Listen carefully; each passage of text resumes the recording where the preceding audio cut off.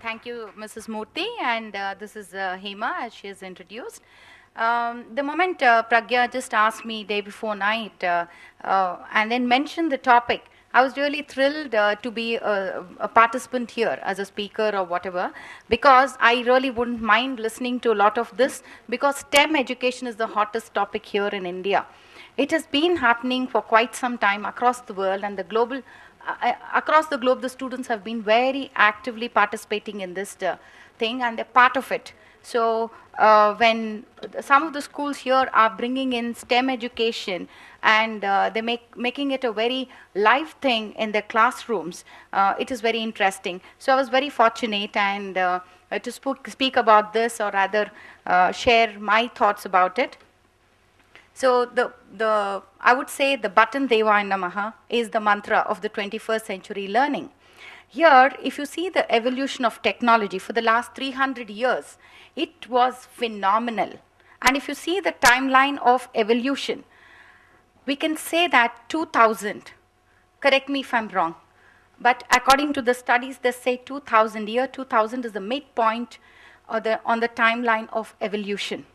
So the last decade, it has been really, there were revolutionary changes that came into technology, and especially in education. And every field technology has taken up its upper hand, and not leaving out the education.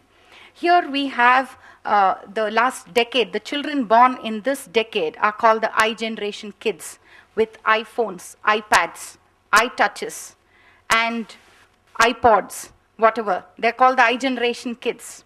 So, and these are the children who actually, even a 5-year-old is very comfortable using those buttons, and he just downloads the apps on whatever, and he uses with a lot of ease. They are pampered, and they're in the lap of technology. So it is a greatest challenge for educators like us to handle these kids who are born with the skills of STEM. So the challenges in handling these I generation kids are really very high, because we have those challenges, because these kids are born creative thinkers, they're innovators, they're practical problem solvers, they're designers rather than workers, and they have collaborative minds, and they are lifelong learners.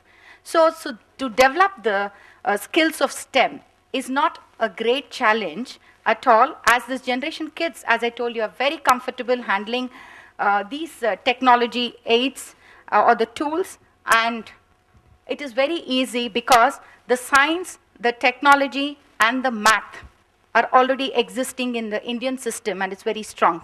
Most of our students are very strong.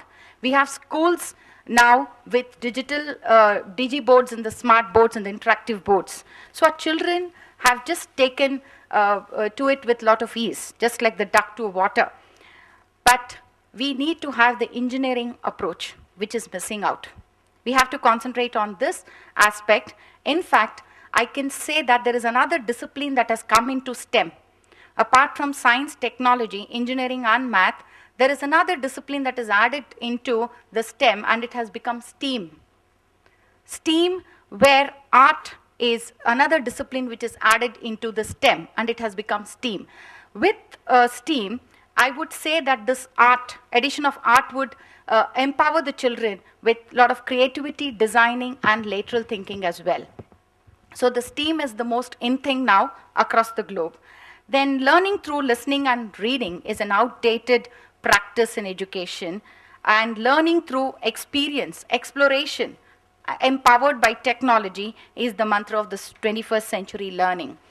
And this implies that we have to equip our classrooms to enhance the STEM skills in the children.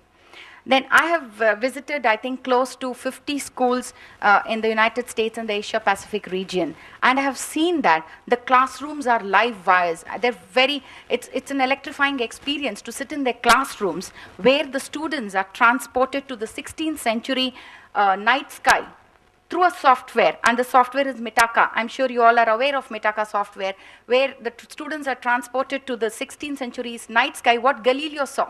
So we are actually seeing, the students are watching the night sky, what Galileo has seen. So it is amazing, it is an amazing experience. We all are aware of Google Map. All you have to do is just type, and then the child can reach to any crook and corner of the world. Similarly, I was just mentioning about the Mitaka, which is so commonly used in the classrooms abroad.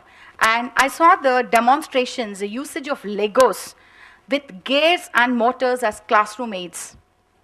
There are lots of stacks of these Lego boxes. The child just takes it and he starts experimenting and using it with a lot of ease.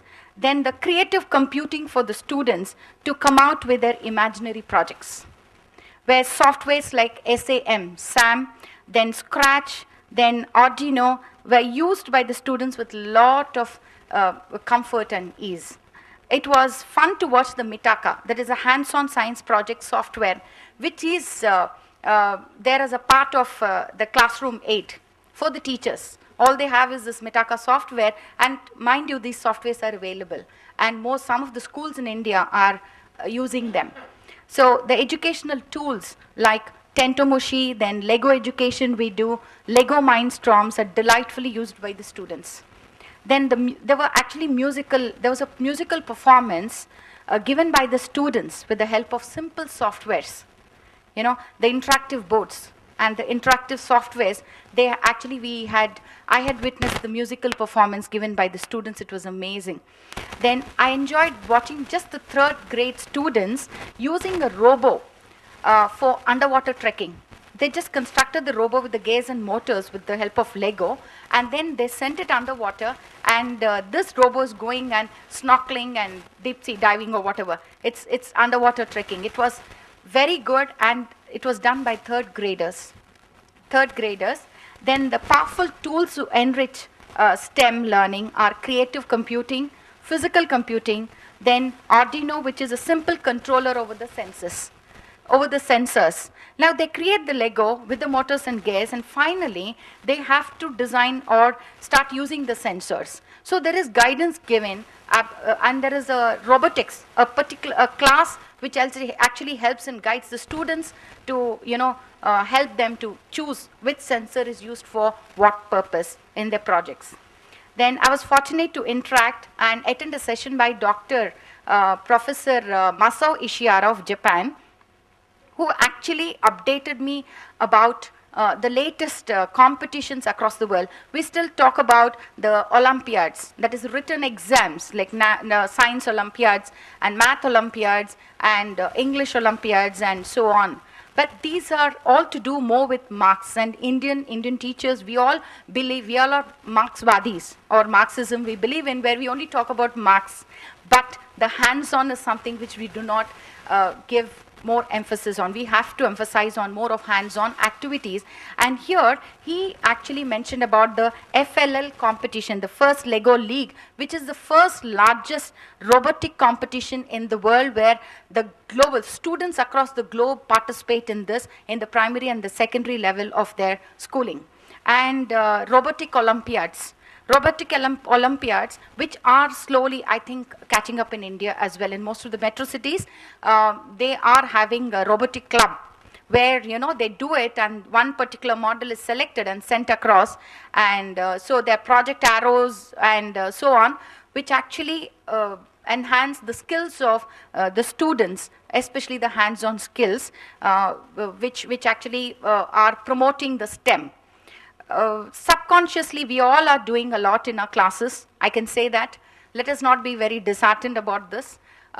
We have to have an engineering approach. That's what I would say. Then there was a line that I read in the mail Pragya sent to me, that US, actually, according to recent studies, they say in US report, 15 out of the 20 fast-growing occupations would need the skills of STEM to be successful in their occupation. I think I just read that line. But according to recent studies, a recent trend analyzer, Faith Popcorn, what he says is, most of our future generation children or the future generation would be taking up occupations which do not exist yet. So I'd repeat, they would be taking up occupations in future which do not exist yet. So we have a biggest challenge there. As educators, we have to prepare our children to face these challenges, to take up the occupations which do not exist at all. So we have to gear up now. We have to get up now. Our classrooms have to become more lively, and we have to concentrate more on the skills of STEM, or I would rather say STEAM. Thank you so much for allowing me to speak. Thank you.